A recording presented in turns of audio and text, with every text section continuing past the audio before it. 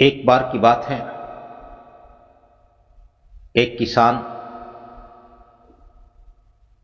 जो कि बड़ा मेहनती था, बड़ा ईमानदार था,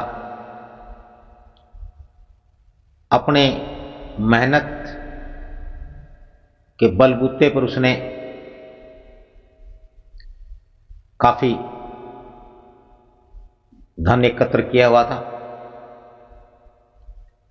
लेकिन उसकी पत्नी जवान थी और किसान की पत्नी अपने उस मेहनती ईमानदार किसान पति से संतुष्ट नहीं होती और वह अक्सर पराए मर्दों की चाह में रहती थी। एक बार एक दूसरे राज्य से एक ठग आया और जब वह उस किसान के गांव में आया और उसके घर से आगे से गुजर रहा था तो वह भी नौजवान था, छैला बाका, लेकिन ठग था।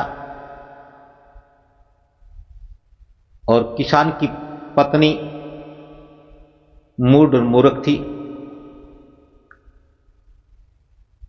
उसने कुछ ऐसे हाव भाव प्रकट किए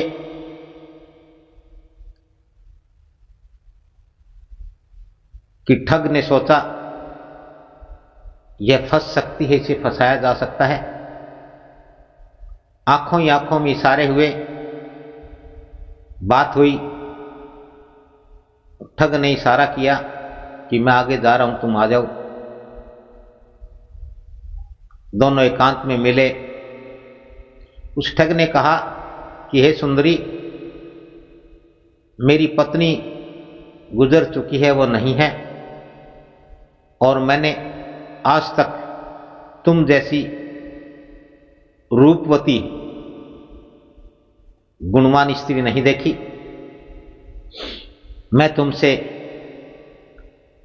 प्यार कर बैठा हूं, मेरा दिल तुम पर आ गया है।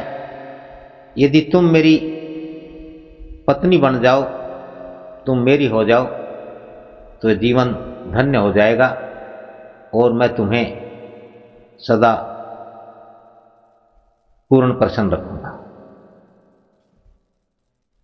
और वह किसान की पत्नी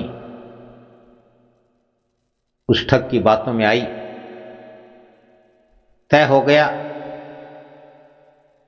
तो उसने कहा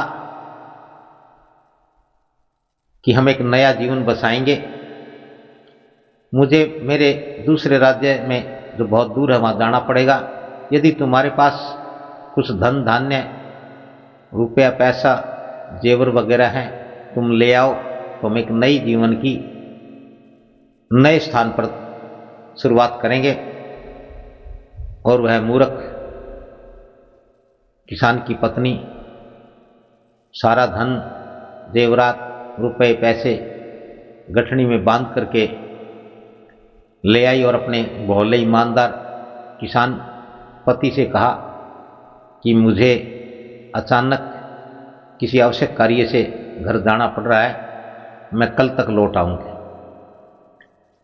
और इस प्रकार से वह ठग के बताए रास्ते पर चल पड़ी। रास्ते में उसे ठग मिला और दोनों पहुंच गए। रास्ते में एक नदी पड़ती थी। ठग ने उस मूर्ख स्त्री से कहा कि हे प्रिया, नदी उफान पर है, तुम्हारे पास काफी धन दौलत है, काफी सारा सामान है, तो क्यों ना मैं एक काम करता हूं कि ये सारा तुम मुझे दो, ये सारा मैं पहले दूसरे किनारे पर रखाता हूं। अगर मैं तुझे साथ ले करके चलूंगा, हम दोनों साथ चलेंगे, तो हो सकता है तुझे बचाने के चक्कर में हमारा धन पानी में न बह जाए और उस मूर्ख औरत को उसकी चाल समझ में नहीं आई। उसने उस ठग के कहने पर सारे गहने, सारे जेवरात को गठड़ी, और उसने कहा कि तुम ये वस्त्र भी निकाल दो, क्योंकि जब हम नदी में उतरेंगे, पानी में चलेंगे, तो हो सकता है कि वस्त्रों का बोझ ज़्यादा हो जाए, गीले होने के कारण भारी हो जाए और हमें पार निकलने में मुश्किल हो। तो उसने अपने पहने हुए वस्त्र भी निकाल करके उस गठड़ी में रख दिए, और वह ठग वह गठड़ी लेकर के दूसरे किनारे चला गया और वहाँ से वह भाग लिया। और वह बिल्कुल नग्न अपने हाथों से, अपने मुंह से, अपने चेहरे से, अपने तन को ढके हुए बैठी रही। सोचने लगी, सिवाय रोने के, पछताने के उसके पास और कुछ नहीं था। लेकिन मूर्ख मूर्ख ही होता है। इस तरह से उसको बैठे हुए काफी समय बीत गया, क्योंकि ना उठते बनता था, ना चलते बनता था। सोच रही थी कि ये क्या हुआ। तभी उसे दूर से एक लोमड़ी आती हुई दिखाई दी। उस लोमड़ी के मुंह में एक मांस का टुकड़ा था,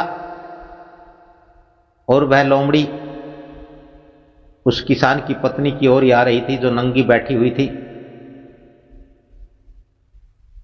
उस लोमड़ी को किनारे पर एक मछली दिखाई दी, जो उछल करके बाहर आ जाती है। लोमड़ी के मन में लालच आया। लोमड़ी ने मुंह के मांस का टुकड़ा वहां रखा, और जैसे ही मछली पर झपटी कि मछली कूद करके फिर पानी में चली गई। और इतनी देर में एक चील ऊपर से आई और वह लोमड़ी का मांस का टुकड़ा लेकर उड़ गई, चली गई।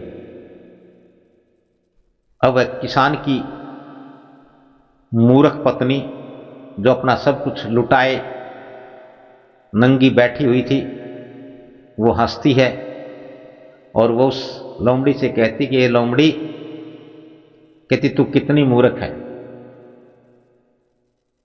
कहती मछली के लालच में तेरा तो अपना मांस का टुकड़ा भी चला गया।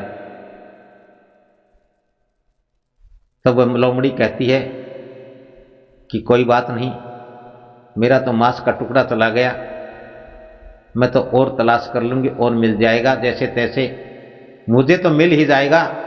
लेकिन मूर्ख, तू सोच,